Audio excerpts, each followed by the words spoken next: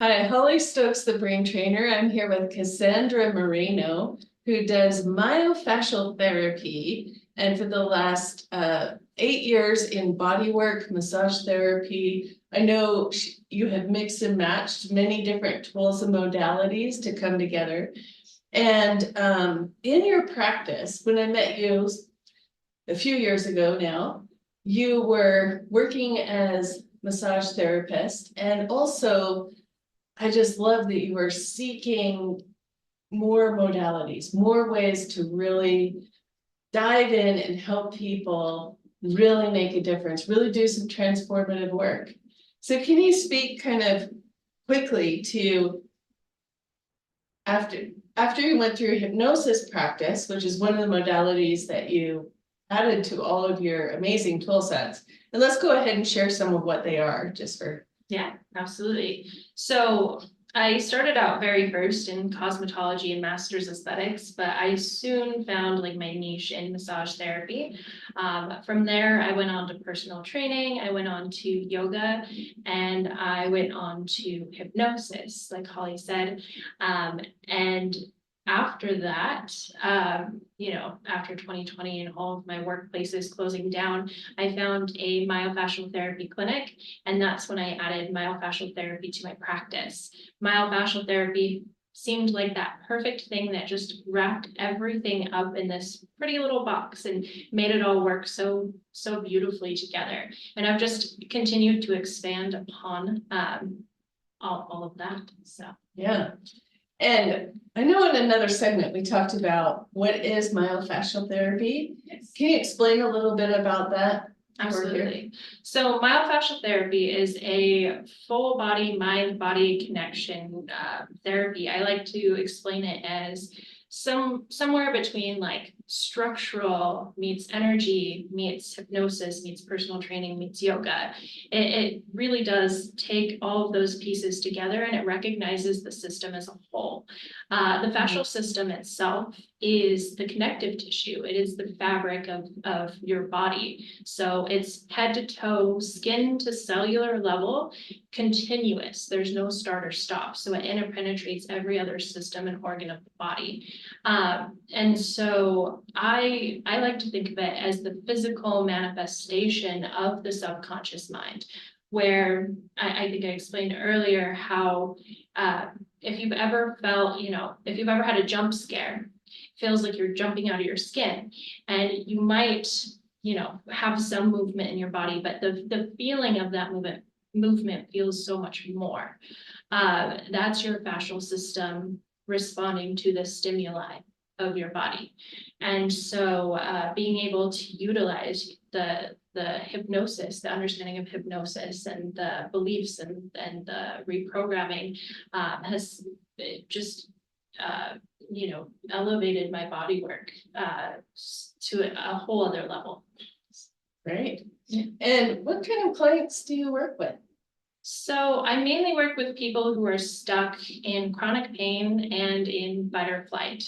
So oftentimes I start out by helping them reset their nervous system, helping them settle into their bodies, helping them feel, because oftentimes these people aren't as aware of the pain that they feel in their body, or they're not aware of how much they're just resisting everything in life. They oftentimes literally walk in like this. Yeah. Yeah. And those often go together, that fight or flight response and the pain response, and they even feed each other, don't they? Absolutely. It's fascinating to me how, it's fascinating to me how often people come in and they're like, well, I just have the normal pain in my shoulders and everything. I'm like, well, pain isn't normal. Zero pain is what is normal. So it's almost like they desensitize themselves to it as well. Well, and it's we have this concept that is running around in our culture, that as you get older, you just become more pained, more tired, more exhausted. Right. And you're saying this isn't normal. No. I'm so glad you're saying this. I want to highlight this. Yeah. Because I think there's a lot that we're taking for granted. Absolutely. Like, these are signals that are telling mind and body, hey, this isn't right, something needs it. I like to frame pain as something needs attention. Absolutely. Right. Yeah, I mean, we have this idea that you get old and you get stiff and you stop moving. Well, no, you stop moving and then you get stiff and then you get old. Your body doesn't have to age the way that we believe that it does. Totally, 100% agree with you on this, and I love that you're bringing this to the awareness. So you said it's that process that you just said, we stop moving and then we stiffen. And then we get old. Yeah. Yeah. So from your perspective, how do you help people kind of through that, to reverse that process? How do you work with that?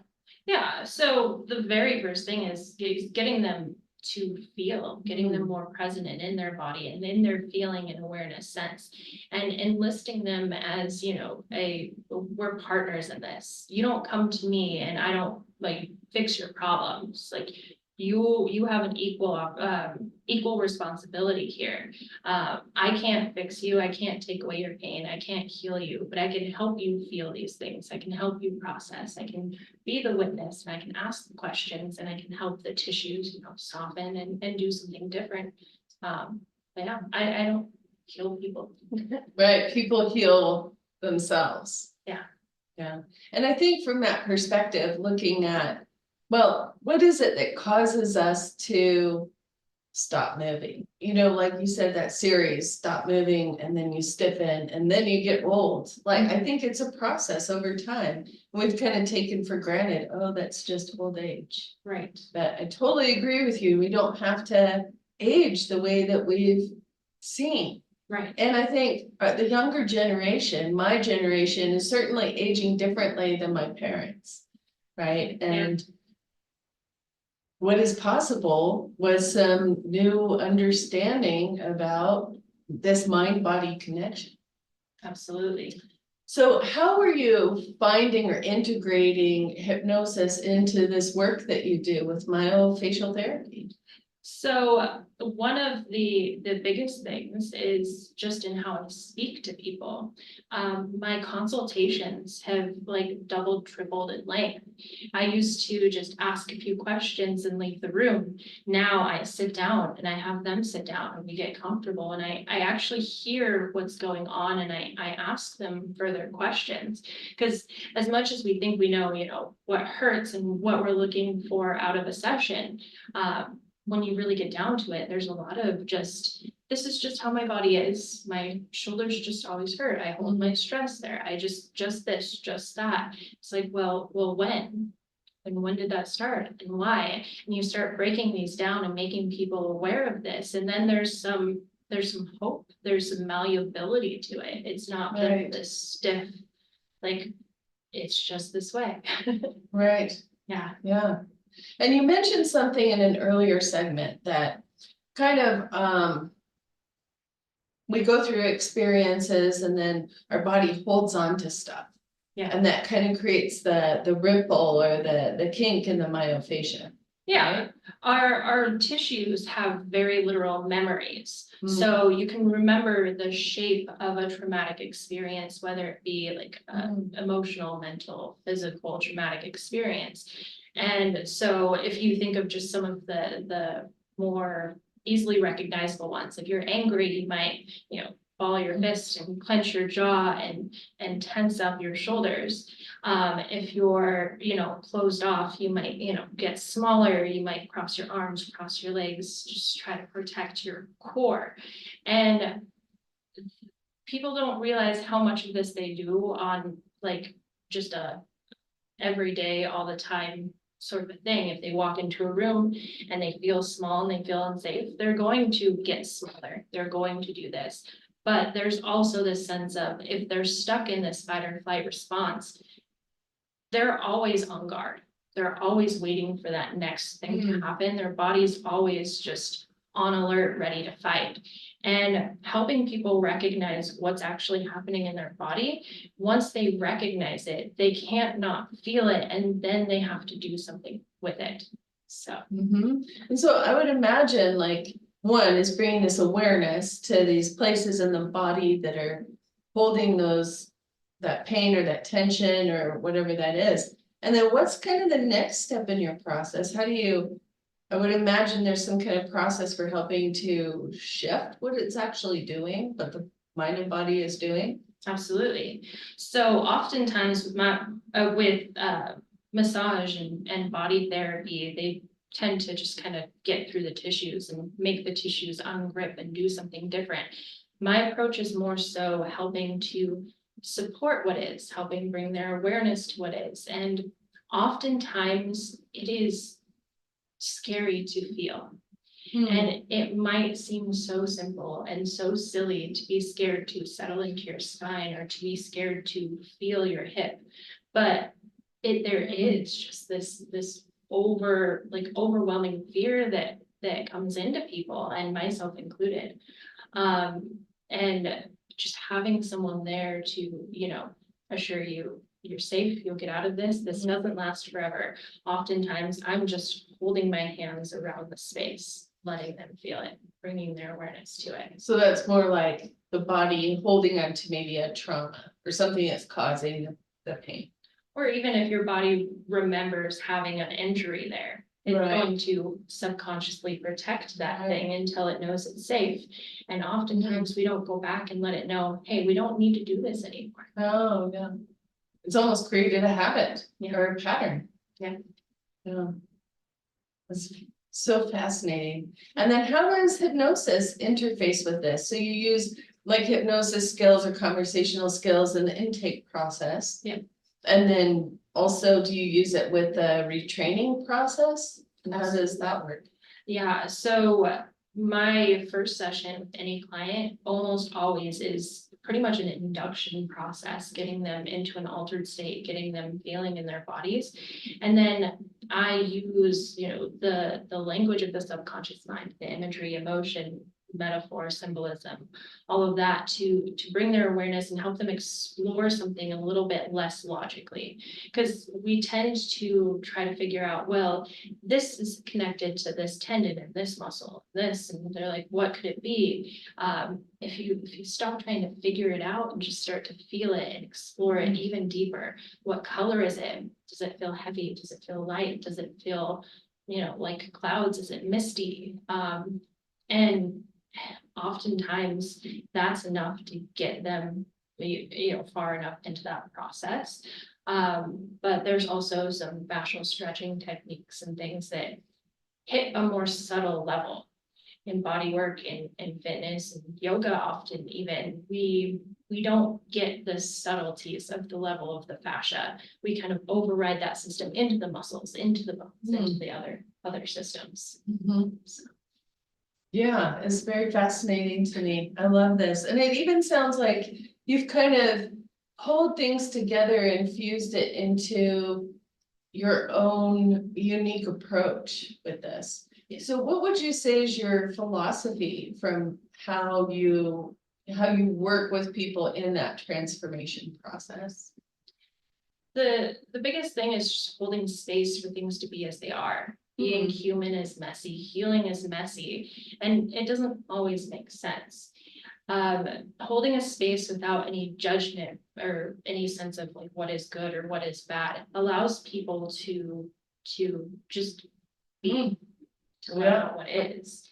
And seems like even that, like what you said, acceptance, holding space, allowing for that, that's like when we feel that sense of safety, non-judgment, we kind of relax at a deeper level. So I wonder if that's even cueing the unconscious tension or, the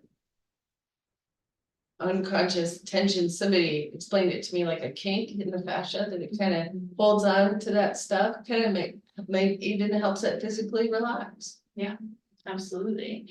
And from there, if nothing is wrong or bad, then they're able to, lost my train of thought.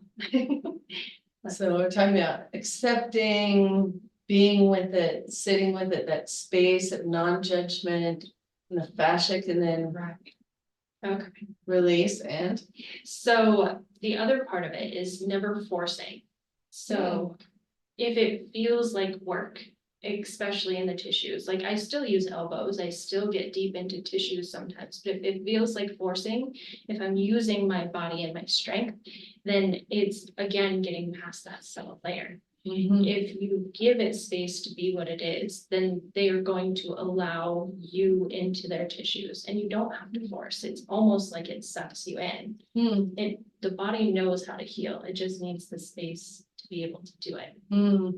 And so often we avoid that space. That's so profound on both those parts of the phrase. The body knows how to heal itself. And we kind of sometimes avoid having that space of acceptance, non-criticism, that relaxing acceptance, relaxing into what is or how it is in the moment. Yeah. Interesting. I think we can all relate to that one. Great. So I'm sure you've seen some really fantastic results with clients. And I think you mentioned that in another segment again, that you just operate by word of mouth. Yeah, so at this point, I mostly operate by word of mouth just because it is such a hard thing to explain. It's something to be experienced. And it might not be the entry level for everyone. It can be uncomfortable for, someone to hold that space and for someone just to kind of put hands on and not really do much. There's a lot of feelings that come up with that. I feel like you should be doing more, I'm paying you enough, or I feel like you should be doing that, or dig into my tissues or whatever. And those are all things that I'm happy to explore with people. But I just find that the people that are ready for it are the ones that, my clients just will talk to this person, that person, that person. They're like, that's what I've been looking for. So, Yeah. Well, that's great. So along with that, you said it's something that is best experienced. Do you have a short demonstration or experience that we can kind of relate to some of what you're talking about today? Absolutely. Okay. So I would like to share today a process of what's called pandiculation. I also call it that squeezy, stretchy thing. Clients tend to remember that easier. But it's a natural process that the body does. If you've ever observed a cat getting up and like stretching and moving, it's not only stretching, it's also squeezing and wringing out tissues and doing things at a deeper level. So that's what I'd like to share today. Yeah, wonderful. So if you all keep heading this. Let's give it up a little bit if you like. Okay. So if you're ready, we'll have you just go ahead and close your eyes. Start to lengthen your inhales and your exhales. You might even take a few of those exhales as a sigh out of your mouth, releasing any extra tension or energy or worry that might be in your body, just releasing all the to-dos and releasing your day. And as you start to lengthen your inhales and your exhales, you might even just become aware of where your body is on the surface beneath you. Where does it make contact? Can you sink and settle in even more? And now you might even imagine your breath as a color or a pattern or a temperature or a texture. Whatever feels right to you, keep that breath in your awareness as you watch or follow that breath flow down your spine, vertebrae by vertebrae, watching that breath flow all the way down your spine into your tailbone. And as you watch that breath flow down your spine, you might even notice some areas that this breath can't quite touch. And without trying to fix or change or do anything to that space, just notice where that breath cannot reach yet. Knowing just as simply as you notice it, your body is already working on a way to release it. And now you might even imagine all of those places that your breath has touched just melting and sinking down into the surface beneath you like butter melting.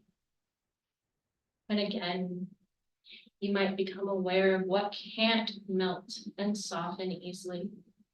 And again, without judgment, just notice and feel it.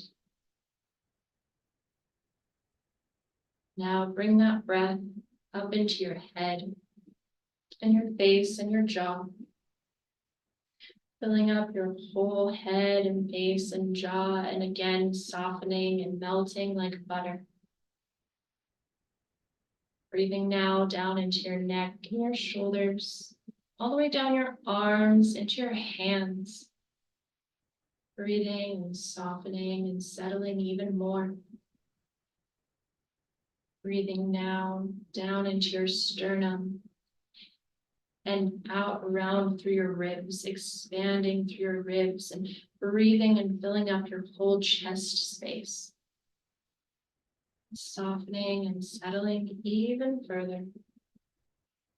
Breathing all the way down into your abdomen, down into your pelvic bowl, your lower back.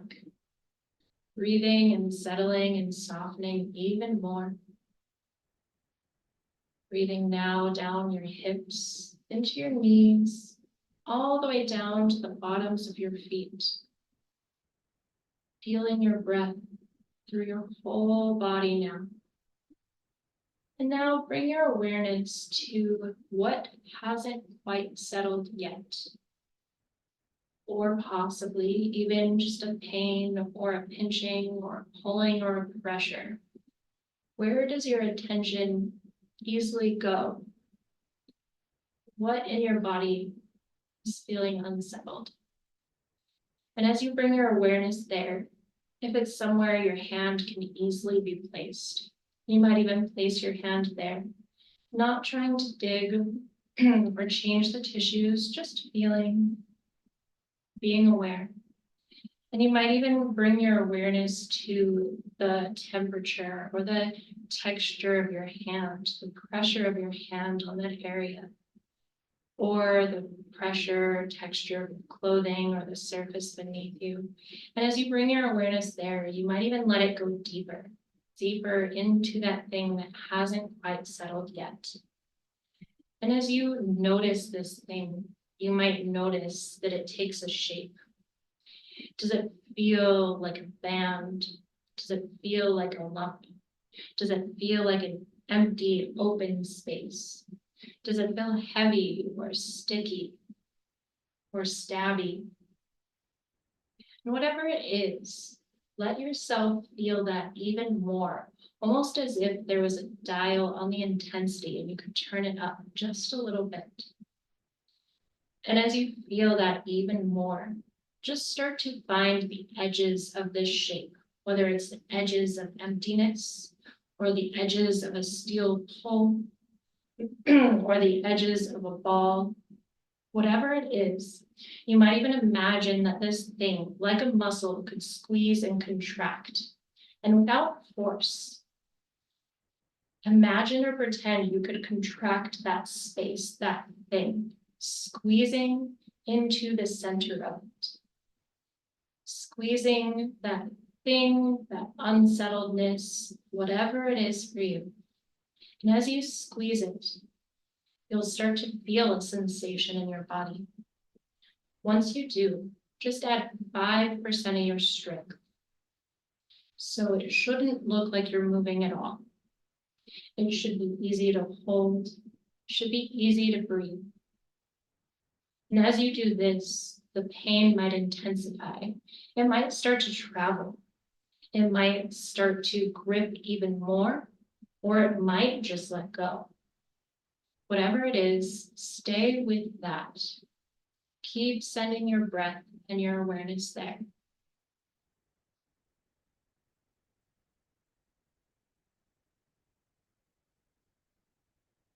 And as you feel that, start to notice what the rest of your body does with that.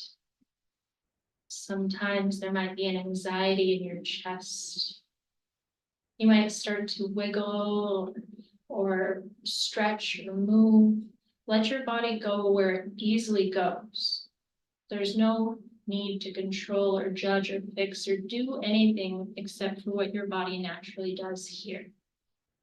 And don't let it distract you from feeling this thing. Hold this for just a moment longer.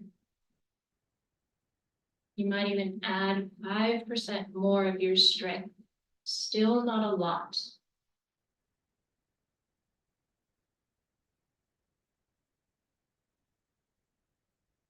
And now, slower than you would think, even slower than you would imagine, start to let that go. Little bit by little bit, and as you do, notice what your body does. Does this thing tighten right back up? Does the pain intensify? Does it shoot somewhere else? Does something else squeeze in response? Whatever happens, just notice it. There's nothing to do with it besides feel.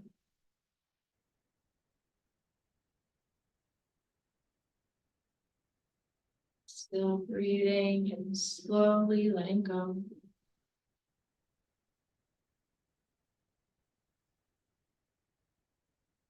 Noticing what the rest of your body is doing with it.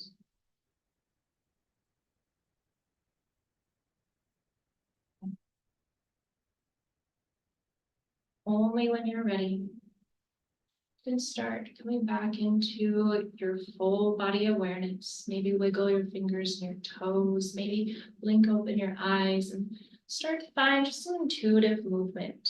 Maybe some swaying, maybe a light stretch. Start to integrate or move with that thing and feel what it feels like to move with it, to notice it.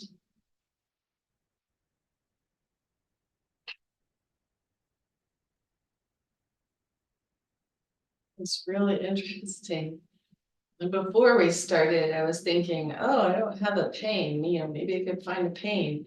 And then when we got to like down to the spine and something had some hypnotic languaging in there, I noticed that, what hasn't settled yet.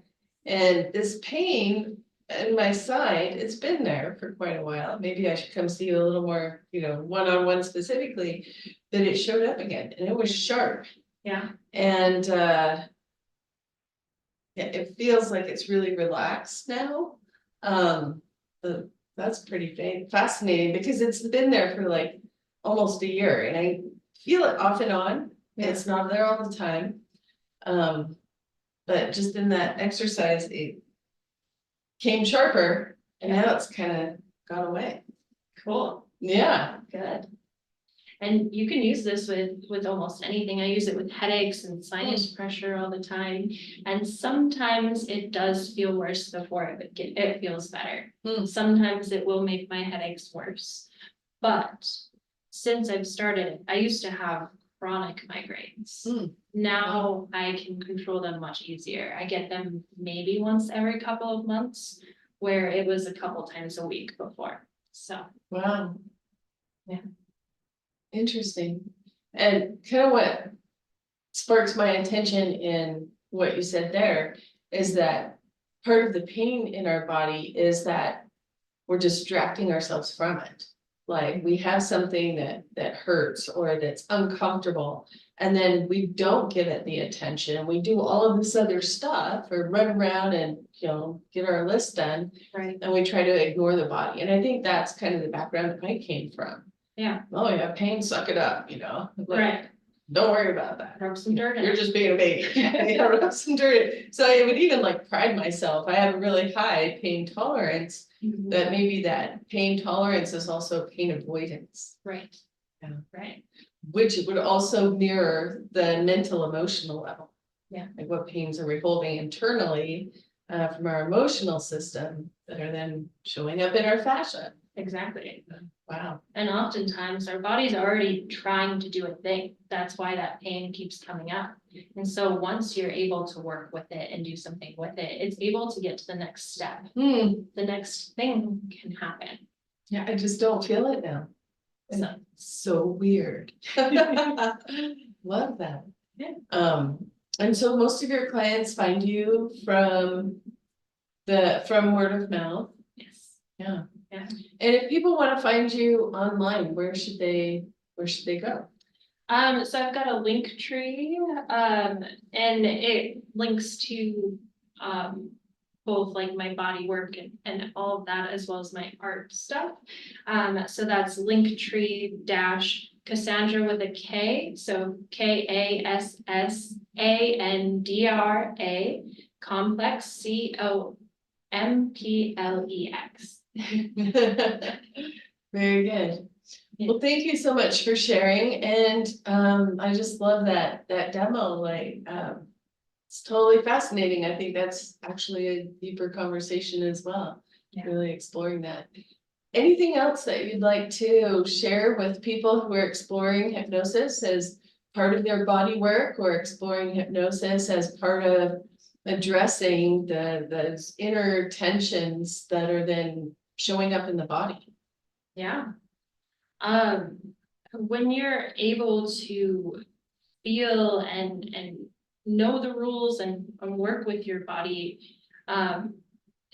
you can seriously like change your whole life. I mainly work with people in chronic pain. I've been one of those people in chronic pain, but I think that it's more prevalent in more people's life than we realize. And so just taking the time to slow down and feel how you feel can help you avoid that pain later as well. Oh, right. And I kind of see this and use the analogy, like pain is a signal. Yeah. Telling you something needs attention.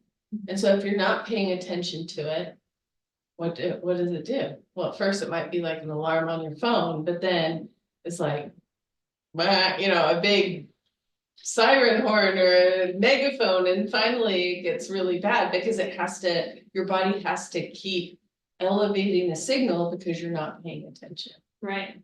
And how often do we live exactly like that? Oh, wow. Yeah. There's some profound wisdom and a lot that could actually apply to other things, right? Absolutely. So, yeah, wonderful. Thank you so much. Thank you. And go ahead and connect with Kassandra online or in the group. In the group, we'll have people visiting. And so if you have a question, go ahead and post that under this video in the Mind Mastery group. And we'll talk soon. Thanks for coming in. Thank you.